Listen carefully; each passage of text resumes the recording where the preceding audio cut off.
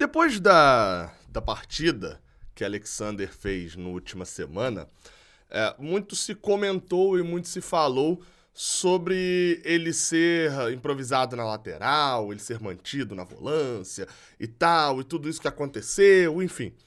A gente vai falar aqui um pouco sobre isso hoje, porque surgiu um tweet depois, a gente foi apurar também, tá, enfim, essa não é uma apuração para descobrir algo, né, diferente, uma notícia exclusiva, mas muito mais para poder trazer uma informação correta sobre Alexander. Ele, de fato, é volante, ele não joga na lateral, ele é lateral, ele vai mudar de posição, enfim, tudo isso você vai acompanhar aqui nesse vídeo do Raiz Tricolor. Então, se você quiser se inscrever aqui embaixo, você vai me ajudar bastante e vai me dar uma moral legal e vai te dar uma moral também, você vai se dar uma moral. Isso por quê? Porque você vai ter mais conteúdo de Fluminense na sua timeline aí do YouTube. Pode dar o like aqui embaixo também. Eu sou Gabriel Amaral, eu sou jornalista por formação e sou tricolor de coração.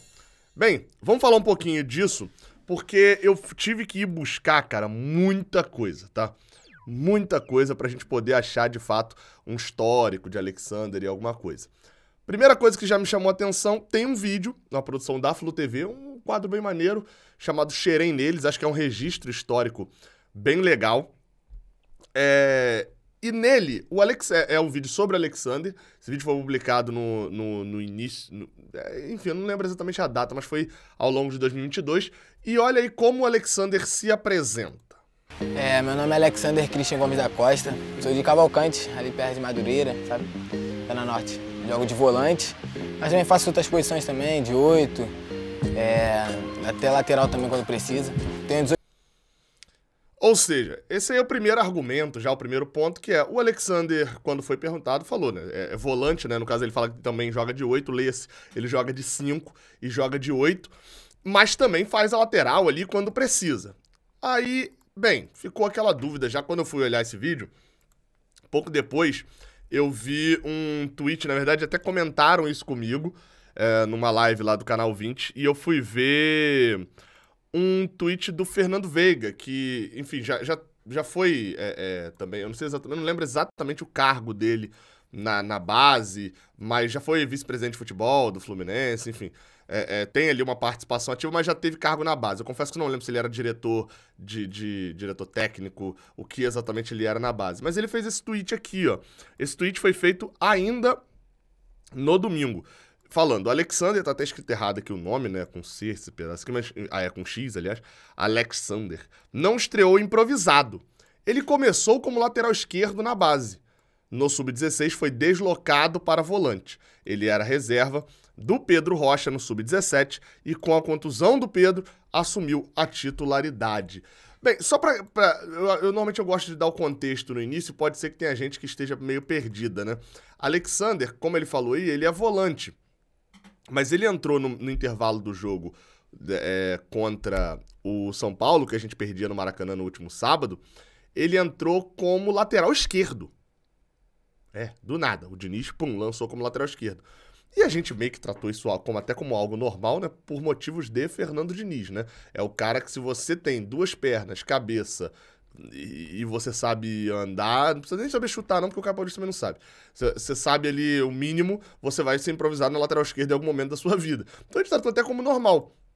Mas depois começou depois desse tweet do Fernando Veiga e indo lá ver também esse vídeo do Alexander na Flu TV, começou a dúvida de, tipo, ele é lateral na base, enfim. Fui perguntar isso também pro pessoal da base, tá? Pro pessoal da base do Fluminense. A resposta que eu recebi é o seguinte, de que ele é volante. A posição do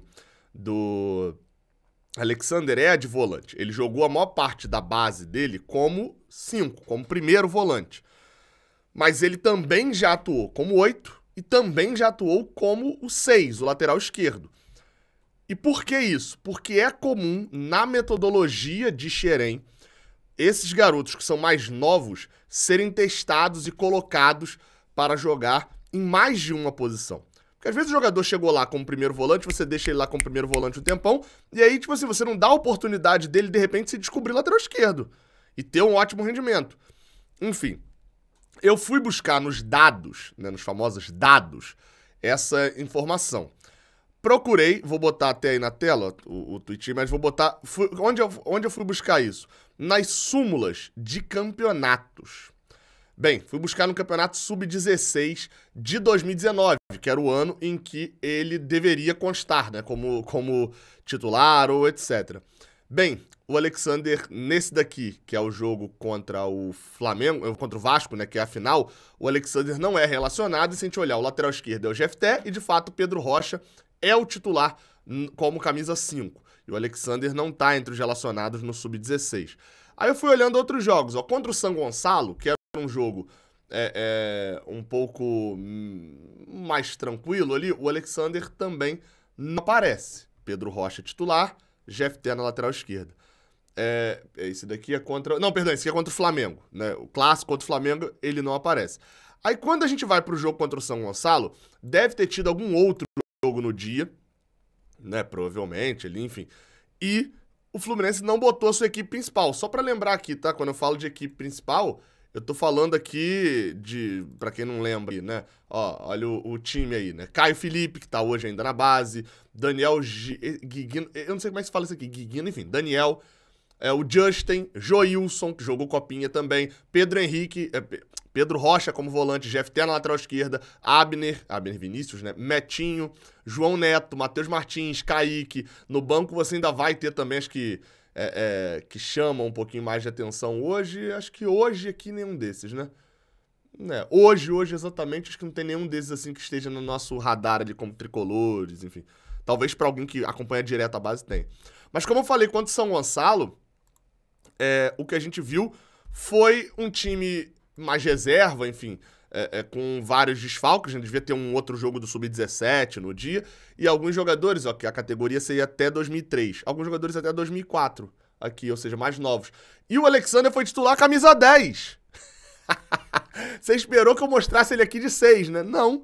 Ele entrou de 10 nesse dia, foi meia, armador aqui, se você parar pra pensar pelo número, né? Óbvio, eu não vi esse jogo, mas pelo número ele tava aparecendo aqui de camisa 10, surpreendendo a galera, né? O Alexander com isso daí. E aí a gente vem pra mais jogos que eu fui analisar, peraí, deixa eu voltar aqui, agora sim, pra mais jogos, contra o Boa Vista, que era bem no início do campeonato, o Alexander aparece até como titular, mesma coisa, o time provavelmente estava poupado, alguma coisa desse tipo. E o Alexander aparece agora sim como camisa 6, como lateral esquerdo nesse jogo no lugar do Jefté. Então, assim, meio que tá firme essa informação mesmo que me foi passada, de que, de fato, os jogadores são testados em outra posição e o Alexander rodou algumas posições, né? De fato, ele não ficou, não foi...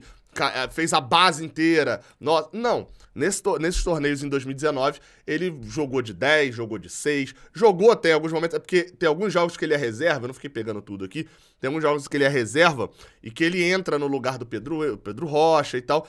Só que, por que o Alexander nessa época não estava jogando, era reserva e etc? Primeiro, ele era reserva do Pedro Rocha, né?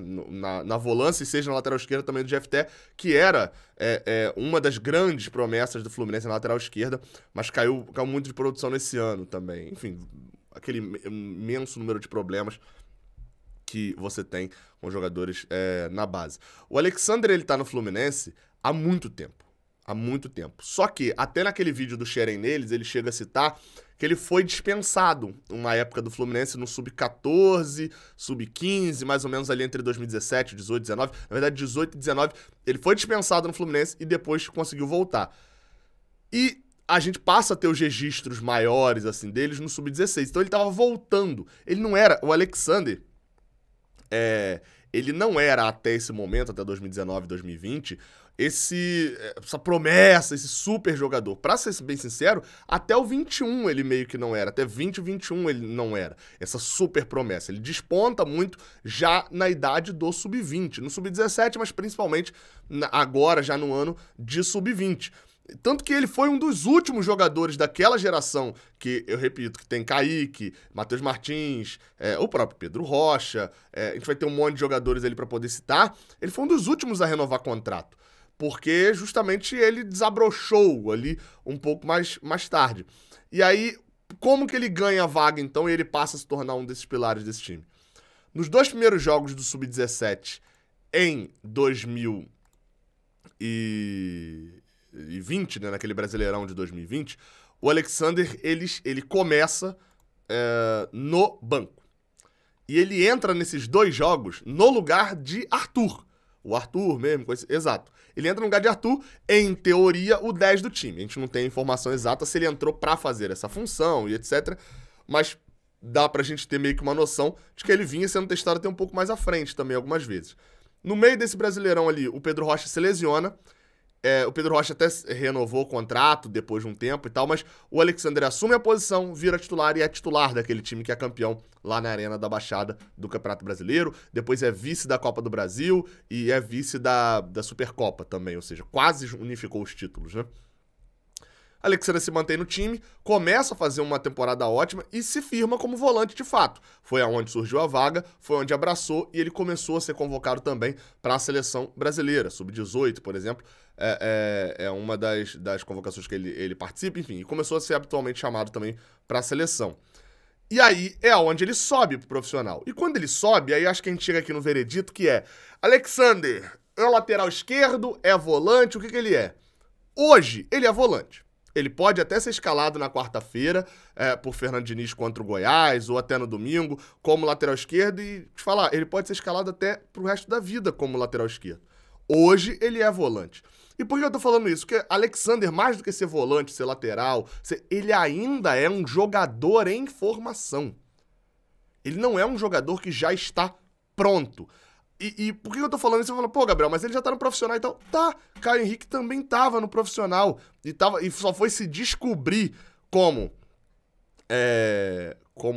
lateral esquerdo, que foi o que levou Caio Henrique do Fluminense pro Mônaco até a cogitar agora se naturalizar para ser convocado pela seleção da Espanha, reclamarem dele não ser convocado no Brasil e etc. Só foi acontecer isso tudo depois que ele saiu. Ele jogou como ponta, ele jogou como meia, ele jogou como segundo volante e só foi desabrochar e virar o que é hoje quando virou lateral esquerdo com 22, 23 anos em 2019. Então assim, jogadores em formação. Quem que não tá mais em formação? Pô, dá pra você falar assim que nenhum jogador, porque o Paulo Baier com 30 evral de anos saiu de lateral direito pra virar camisa 10. O Romário, que era o atacante da explosão, virou o centroavantão parado na área. É tudo uma questão de percepção. Outro exemplo que eu vou dar, tá? Calegari. Até hoje uma galera chora e grita, esperneia que o Calegari, na verdade, fez a base como volante e ele virou lateral direito só na reta final e por isso ele tem que ser volante. Calegari já tem anos de lateral direita. Ah, mas quando ele só fez o último ano de base. Tá, o último ano de base dele foi 2019. 2020, 21 e 22 ele é lateral direito. E 19 ele também foi. E se você voltar 4 anos antes de 2019, ele é, um pirralho de 12, 13 anos. Então, assim, a gente tem que respeitar o que o jogador foi formado, o que ele vai trazer mais de cancha, mas, querendo ou não, cara, o que você mais tem que respeitar é o campo. E se ele render mais na lateral esquerda, eu tenho certeza que, apesar do Alexander falar que ele é volante, se ele não for burro, assim, acho que posso dizer isso mesmo, ele vai escolher ser lateral esquerdo. Sabe por quê? Porque no final das contas, o que essa maioria dessa galera quer, e todo mundo deveria querer, é ser jogador, cara. É estar num clube de Série A, é ser titular de uma campanha de Libertadores, é ser isso tudo. Não bater numa tecla de que não.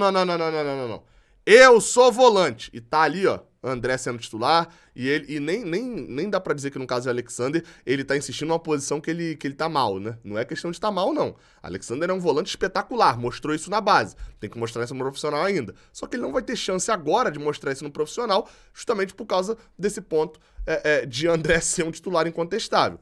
Aonde surgiu a oportunidade? Na lateral esquerda. Se ele jogar por lá e render, ele passa a ser lateral esquerdo também. E essa é uma visão que eu acho interessante de Fernando Diniz, que eu gosto, sempre elogiei, que é, ele não tá agarrado numa ideia fixa e imutável. E é isso que eu acho que faz o trabalho de Fernando Diniz ser tão bom e algumas vezes dá tão errado. Porque, às vezes, o que você precisa é justamente da estabilidade, que era, por exemplo, que eu analiso que a gente precisava em 2020.